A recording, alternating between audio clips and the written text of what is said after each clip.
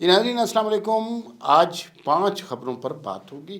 مختصر بات کر کے ہم آگے چلتے جائیں گے. اس سے پہلے کہ خبروں کا آغاز کریں آپ سے درخواست ہے کہ اس چینل کو لائک سبسکرائب اور شیئر کریں اور پہلا آئیکن کو بھی پریس کر دیں تو بڑی مہربانی. سب سے پہلی خبر تو بلاول بھٹو کی. بڑی اہم بات, بڑی اہم ڈیولپمنٹ. بلاول بھٹو نے یہ کہا کہ بھئی شہباز شریف ہمارے 5 سال تک وزیر اعظم ہوں گے. یہ بہت بڑی بات ہے. بلاول بھٹو کے حوالے سے باتیں آنا شروع ہو گئی تھی کہ کوئی کانسپریسی تھیوریز چلنا شروع ہو گئی تھی کہ محسن نقوی صاحب گئے ہیں, بلاول بھٹو امریکہ گئے ہیں. تو اصل میں بات یہ ہے کہ شہباز شریف کا تختہ الٹنے والا ہے. لیکن بلاول بھٹو نے آج بالکل کلیئر کر دیا. انہوں نے کہا ایسا کوئی ارادہ نہیں ہے. 2 باتیں انہوں نے اور کہی جو کہ بہت امپورٹنٹ بات ہیں. پہلی بات انہوں نے یہ کہی کہ 26ویں آئینی ترمیم کو کوئی نہیں ہٹا سکتا, کوئی نہیں مٹا سکتا. اگر کوئی ہٹا سکتا ہے تو وہ پارلیمنٹ ہٹا سکتا ہے. آپ کو پتہ ہے کہ یہ منصور علی شاہ صاحب آج کل کیا کر رہے ہیں, کیا کرنا چاہ رہے ہیں. ایک دفعہ پھر چیف جسٹس بننے کے خواب دیکھ رہے ہیں. انہیں امید ہے کہ وہ دوبارہ چیف جسٹس بن جائیں گے. اور ایک عجیب سی کھٹ پٹ سی چل رہی ہے سپریم کورٹ کے اندر. سینئر ججز ایک دوسرے کے خلاف باتیں کر رہے ہیں اور یوں لگتا ہے ایک دفعہ پھر پارٹنگ اور گروپنگ والا سلسلہ شروع ہو گیا ہے. تو اس میں اس بات کو مد نظر رکھتے ہوئے وہاں پہ یہ بھی باتیں ہو رہی ہیں کہ 26ویں آئینی ترمیم ختم ہو جائے, آئینی عدالت ختم ہو جائے یہ, اور جو ہے منصور علی شاہ دوبارہ چیف جسٹس بن جائے. تو اس کے بارے میں بلاول بھٹو نے بالکل کلیئر کر دیا کہ بھائی جان نتھنگ ڈوئنگ, ایسا نہیں ہو رہا. بلاول بھٹو ہی جناب 26ویں آئینی ترمیم میں بنیادی اینکر جو رول تھا وہ بلاول بھٹو کا تھا. انہوں نے کہا یہ پارلیمنٹ نے پاس کیا اور اس کو کوئی نہیں ہٹا سکتا. اور ایک اور بات جو انہوں نے کہی جو کہ بہت امپورٹنٹ تھی, جس کے حوالے سے چہم گوئیاں شروع ہو گئی تھی, اور وہ تھی کہ بھائی پیپلز پارٹی کابینہ میں آنا چاہ رہی ہے, پیپلز پارٹی عہدے لینا چاہ رہی ہے, پیپلز پارٹی کا پیچھے رہ کے دل بھر گیا. اب پیپلز پارٹی حکومت میں اختیار لینا چاہ رہی ہے. اس پہ بھی بلاول بھٹو نے بات کو بالکل کلیئر کر دیا. انہوں نے کہا بھائی نہیں, ہم کوئی پارٹی میں نہیں حکومت میں نہیں آنا چاہ رہے, کیبنٹ میں نہیں آنا چاہ رہے, اور آپ سنبھالیں اپنی وزارتیں. ہم شہباز شریف کو سپورٹ کریں گے. شہباز شریف 5 سال رہیں, بڑی اچھی بات ہے اور ہمیں اس پہ کوئی اعتراض نہیں ہے. آئینی ترمیم بھی یہی ہے, شہباز شریف بھی یہی ہے, پیپلز پارٹی بھی آئینی عہدوں پر قائم ہے, اور اس کے علاوہ ہمارے نہ کوئی مقصد ہے نہ مفاہیم ہے. یہ بڑی اچھی باتیں کی پیپلز پارٹی کے حوالے سے. جو امبیگوٹی کریٹ ہو رہی تھی, جو تھوڑا سا اختلاف سا آ رہا تھا, وہ سارا ختم ہو گیا. اور اب پیپلز پارٹی جو ہے وہ انتہائی اہم ذمہ داریاں ہو سکتا ہے نیکسٹ ٹینیور میں, یعنی 2028-29 میں جو الیکشن ہوں گے اس کے اندر ذمہ داریاں دیں. اچھا, خواجہ آصف صاحب نے آج میڈیا والوں کی بڑی کلاس کی. او ہو خواجہ صاحب, آپ کو پتہ ہے جب پنجابی میں بولنا شروع کرتے ہیں اس کا مطلب ہے کہ 4-6 جوتیں انہوں نے تیار کی ہوتی ہیں. انہوں نے ملک ریاض کے نام پہ, اس نے کہا یار کتنی بڑی بدقسمتی ہے, اس کا میں نام لیتا ہوں ٹوں شروع ہو جاتی ہے. اور پھر یہ بات کئی چینلوں پر چلی بھی, جو کہ پاکستان کے لیے بہت خطرناک, پاکستان کے لیے بہت اسٹرینج بات ہے. اس لیے کہ پاکستان میں تو کبھی کسی نے سوچا ہی نہیں تھا. زیادہ سے زیادہ ایک پراپرٹی ٹائکون کہہ دیتے تھے, پھر بحریہ ٹاؤن کا اشتہار چلا دیتے تھے. تو یہ تو کسی نے کہا ہی نہیں کہ, اور خواجہ آصف وزیر دفاع اس وقت ملک ریاض کے خلاف لگے ہوئے ہیں, تو وہ کیا باتیں کر رہے ہوں گے. تو جناب یہ بات اب آگے نکل گئی ہے. اب چینلوں پر بات شروع ہو گئی ہے ملک ریاض کے حوالے سے. ملک ریاض کا دور ختم لگتا ہے, اور انہوں نے جتنی حکومت پاکستان میں کرنی تھی کر لی ہے. خواجہ آصف صاحب بالکل سیدھے ہو گئے. انہوں نے کہا اس طرح تو اس طرح ہی صحیح, اور انہوں نے اس کو بالکل آج اڑا کے رکھ دیا. ساتھ ہی پاکستانی میڈیا کا بڑا مذاق اڑایا. بھئی کیا کچھ نہیں ہوا بحریہ ٹاؤن میں, آج تک ایک خبر نہیں لگی. سارے پراپرٹی ٹائکون کہہ کر سائٹ پر ہو جاتے تھے یا بحریہ ٹاؤن کے اشتہار چلا دیتے تھے. تو اب صورتحال بدل گئی ہے. اب کچھ لوگ حوصلہ کریں گے اور اس کے بارے میں بات کریں گے. تیسری اور اہم بات, بیرسٹر گوہر نے عمران خان سے ملاقات کی اور پھر کہا جی کہ بھائین ہمیں نیوٹرل امپائر چاہیے.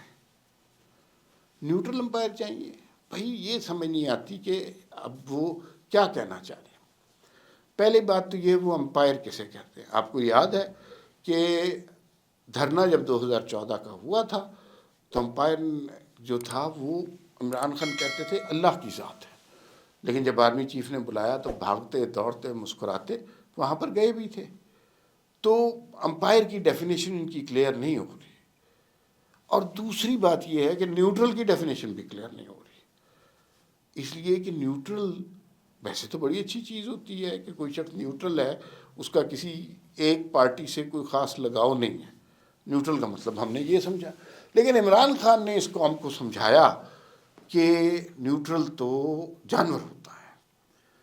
اب دونوں صورتحال ذرا مشکل ہو گئی ہیں. ایک تو وہ بات بھی کر رہے ہیں فوج کی، اور ساتھ ہی انہیں نیوٹرل ہونے کا بھی کہہ رہے ہیں. تو ماضی کی جو ان کی سٹیٹمنٹ ہے اس کے مطابق تو کوئی بھی نیوٹرل امپائر نہیں بننا چاہے گا، سارے بائسڈ ہونا چاہیں گے اور کہیں گے کہ نہیں بھائی خدا کا واسطہ ہے ہم نیوٹرل نہیں ہیں، ہمارے خاندان میں کوئی نیوٹرل نہیں ہے. تو یہ ایک نئی طرز اب سیاست میں آ گئی ہے. بیرسٹر گوہر نے اس کے بارے میں بتایا ہے کہ اب ہمیں نیوٹرل امپائرز کی تلاش ہے. اس کا مطلب کچھ لوگ یہ بتا رہے ہیں کہ بیہائنڈ دا سین جو مذاکرات ہو رہے ہیں اس میں عمران خان اینڈ باقی کیبنٹ جو ہے ان کی وہ ملتمس ہیں، درخواست گزار ہیں اسٹیبلشمنٹ سے کہ آپ اس حکومت کا بیچ کا سہارا بننا چھوڑ دیں، ہم آپ کی ہر طرح کی خدمت کریں گے، آپ ہمیں ایک دفعہ موقع دیں اور ایک دفعہ آپ ادھر سے ہٹ جائیں، پھر دیکھیں ہم اس حکومت کے ساتھ کرتے کیا ہیں. غلط لوگوں سے غلط مطالبہ کر رہے ہیں. اسٹیبلشمنٹ ہو یا کوئی اور ہو، اس وقت اس حکومت کو چھیڑنا کوئی افورڈ نہیں کر سکتا. یہ حکومت آہستہ آہستہ معاشی ترقی کی طرف ملک کو لے کے جا رہی ہے. اگر یہ اس طرف لے گئی تو یہ بڑی اچھی بات ہوگی. تو اس پر ہمیں اس اسٹیج پر کوئی ہنگامہ نہیں چاہیے. تو یہ غلط جگہ غلط ڈیمانڈ کر رہے ہیں. یہ سمجھ رہے ہیں کہ ان کی ڈیمانڈ مانی جائے گی. میرا نہیں خیال کہ ان کی ڈیمانڈ مانی جائے گی، بلکہ ان کو ڈانٹ ضرور پڑ سکتی ہے. اچھا تھوڑی سی بات کر لیں پیکا قانون کے حوالے سے. پیکا قانون آیا اور جناب شور ہی مچ گیا کہ جناب یہ ہو رہا ہے وہ ہو رہا ہے، اور پتہ نہیں صحافیوں پہ بندشیں، جلوس، جلسے. جو بنیادی شک ہے اس میں یہ ہے کہ فیک نیوز اگر آپ دیں گے تو آپ کو 3 سال قید اور 10 لاکھ میرے خیال میں جرمانہ ہوگا. اچھا یہ ویسے تو بڑی اچھی بات ہے، لیکن لوگ کہہ رہے ہیں، لوگوں کا اعتراض یہ ہے کہ صحافیوں سے مشورہ نہیں کیا گیا. یہ کنسلٹیشن سے کرتے ہیں، بات چیت کے بعد کرتے ہیں. اسمبلی میں بھی کوئی ایڈا مشورہ ششورہ نہیں کیتا، بس پیکا قانون آرڈیننس اپرووڈ. جیسے عمران خان کے دور میں 70 قانون نہیں پاس ہوتے تھے، یہ اسی طرح پاس ہوا ایک قانون ہے. اور اس میں لوگوں کو اعتراض یہ ہے کہ دوسری پارٹیاں کو اپنے ساتھ نہیں ملایا گیا. اچھا اس پہ سب سے زیادہ آواز اٹھانی چاہیے تھی بلاول بھٹو کو، کیونکہ پیپلز پارٹی تو ہمیشہ سے ہیومن رائٹس کی علم بردار ہے، اور وہ علم بردار ہونے کی وجہ سے اس طرح کے موضوعات پر فریڈم آف پریس پر بڑا شور مچاتی ہے.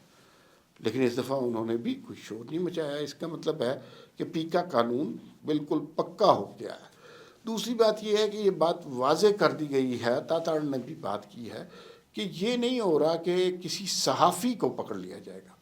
جو لوگ صحافتی اداروں سے وابستہ ہیں یا جو پکے صحافی ہیں، پریس کلب سے رجسٹرڈ ہیں، ان کو نہیں پکڑا جائے گا. لیکن یہ جو اچانک سے بیٹھے بیٹھے یوٹیوبر بن جاتے ہیں اور زمین آسمان کے قلابے ملانا شروع کر دیتے ہیں، ان کو روکا جائے گا اور ان کو فیک نیوز سے منع کیا جائے گا. آخر میں تاڑڑ کی ایک سٹیٹمنٹ پر بات کرنی ہے. آپ کو پتا ہے کہ یوٹیوب سے جو لوگ ڈالر کماتے ہیں اس میں بہت سے لوگ بہت معترض ہیں کہ یہ فیک نیوز سنا کر یوٹیوب سے ڈالر کماتے ہیں. اب فیک نیوز سے ڈالر کمانا بہت بری بات ہے، لیکن عطا تاڑ کو شاید اس پہ اتنا اعتراض نہیں ہے. وہ کہہ رہے ہیں کہ یہ حکومتیں پاکستان کو کچھ نہیں دیتے، صحافی بیچارے مارے جاتے ہیں، جیو سنو یہ سارے ادارے ختم ہو رہے ہیں اور یہ فیک نیوز والے پیسے کما رہے ہیں.